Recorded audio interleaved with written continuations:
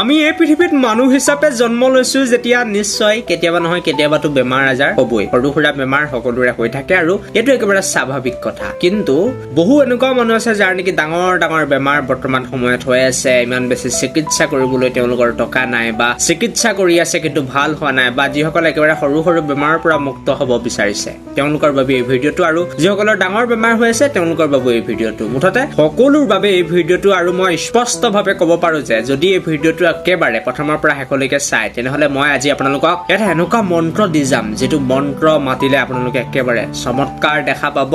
যিয়ে বেমাৰ হৈ নাথাকক আপোনাৰ বৰ্তমান সময়ত, একেবাৰে ডাঙৰ বেমাৰ হৈ যদি বৰ্তমান সময়ত লাষ্ট ফেজত আছে, একেবাৰে লাষ্ট পৰ্যায়ত আছে, সেই বেমাৰো কিন্তু সুস্থ কৰাৰ পাৱাৰ আচলতে এই মন্ত্ৰটোত আছে। আৰু মই প্ৰথমতে এটা কথা ক'ব লাগিব যে আপোনালোকে ডাক্তৰৰ পৰামৰ্শ বা চিকিৎসা নিশ্চয় কৰিব লাগিব, কিন্তু কেতিয়াবা এনেকুৱা কিছুমান হৈ যায় যে যিমান বেছি চিকিৎসা কৰিলে আচলতে ভাল নহয়, বা আপোনালোকে যদি কুইক আচলতে সোনকালে সুস্থ হোৱাটো বিচাৰিছে তেনেহলে এই যিটো মই আজি আপোনালোকক মন্ত্ৰ দি যাম এইটোৱে কাম কৰিব। আৰু মই এইটো নকওঁ যে অকল জাষ্ট এইটো মন্ত্ৰ মাতিলে আচলতে আপোনাৰ গোটেই বেমাৰটো ঠিক হৈ যাব বুলি মই নকওঁ, কিন্তু এই মন্ত্ৰটোৱে কি কৰিব মানে ফাষ্ট কৰি দিব। আপোনাৰ যদি ভাল হ'বলগীয়া নাছিলেও কিন্তু আপুনি যদি ডক্তৰৰ ট্ৰিটমেণ্ট কৰিছে, চিকিৎসা যদি কৰিছে, তেনেহলে সেইটো সুস্থ হৈ যোৱাৰ চান্স আচলতে বাঢ়ি যায়, 100% হৈ যায়। গতিকে সেইকাৰণে ভিডিঅ'টো বহুত বেছি স্পেচিয়েল হ'বলৈ গৈ আছে। আৰু আপোনাৰ যদি বৰ্তমান সময়ত সৰু সুৰা বেমাৰ হৈ আছে, বেমাৰ একেবাৰে আপোনাৰ লগে এৰা নাই, তো এই ক্ষেত্ৰতো এই মন্ত্ৰই কাম কৰিবলৈ গৈ আছে, আপোনালোকে সোনকালে সুস্থ হৈ উঠিব।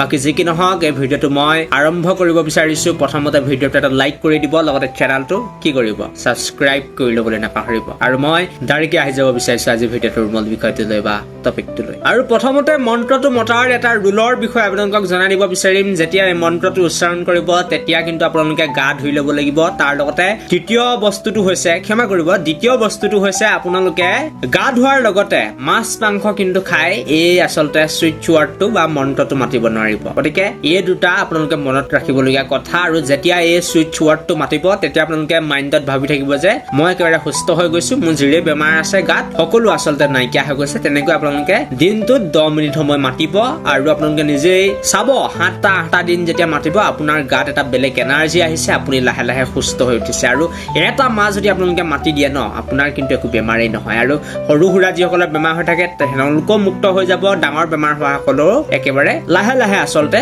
সুস্থ হৈ উঠিব। গতিকে সেই মন্ত্ৰটো হৈছে অচিনা, হয় অচিনা অচিনা অচিনা। এনেকৈ যদি আপোনালোকে 108 বাৰ নহলেও 10 মিনিট সময় মাতে, আপোনালোকে কি মেজিক দেখা পাব আপোনাৰ স্বাস্থ্যত আপোনালোকে নিজে কিন্তু ভাবিব নোৱাৰিব। আপোনালোকে জাষ্ট ট্ৰাই কৰি চাব অচিনা অচিনা, মই লিখি দিম স্পেলিংটো, যিটো আপোনালোকে ট্ৰাই কৰি চাব। 10 মিনিট সময় যিকোনো টাইমতে মাতিব পাৰে, কিন্তু ৰুলটো হৈছে গা ধুই মাতিব লাগিব, ছেকেণ্ডটো হৈছে মাছ মাংস খাই মাতিব নোৱাৰিব। আৰু এই দুটা ৰুল যদি ফলো কৰি আপোনালোকে 30টাকৈ দিন মাতিব পাৰে, যিকোনো বেমাৰ হওক সকলো আচলতে মুক্ত হৈ যাব। বেমাৰৰ পৰা আপুনি একেবাৰে সুস্থ হ'বলৈ গৈ আছে। গতিকে এই ভিডিঅ'টো ইমানটোৱে আছিল। এনেকুৱা ধৰণৰ ভিডিঅ' কোনো নানে মোৰ বাহিৰে, গতিকে চেনেলটো ছাবস্ক্ৰাইব কৰি থৈ যাবলৈ নাপাহৰিব। থেংক ইউ ফৰ ৱাচিং দিছ ভিডিঅ'।